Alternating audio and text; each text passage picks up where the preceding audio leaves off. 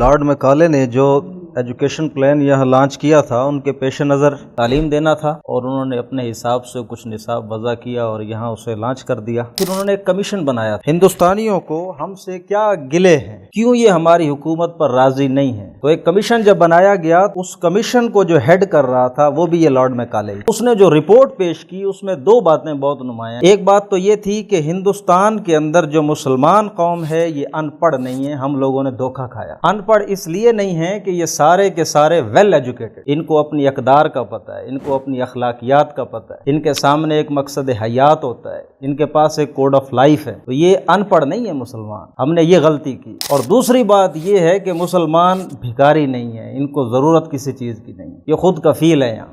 تو پھر انہوں نے جو نیکسٹ پلان کیا اس میں یہ کہ مسلمانوں کو بھکاری کیسے بنانا ہے، تہی دست کیسے کرنا ہے، اور ان کا یہ کلچر، ان کا کوڈ آف لائف، ان کا اخلاق، ان کا یہ مقصد حیات کیسے ان سے۔ ہماری جو تعلیم ہم حاصل کرتے ہیں یہ ہمیں نوکر بناتی ہے۔ یعنی ایک آدمی 25 لاکھ روپے خرچ کر کے MBA کرتا ہے، پھر نوکری کی تلاش کرتا ہے، اور اگر اس کو 20,000 کی نوکری مل جاتی کہتا ہے واہ، اور اگر گورے کی نوکری مل جائے ملٹی نیشنل کمپنی کی، پھر تو وہ سمجھتا ہے کہ لاٹری نکل آئی۔ یہ کیا ہے؟ یہ مائنڈ سیٹ کی چینج ہے۔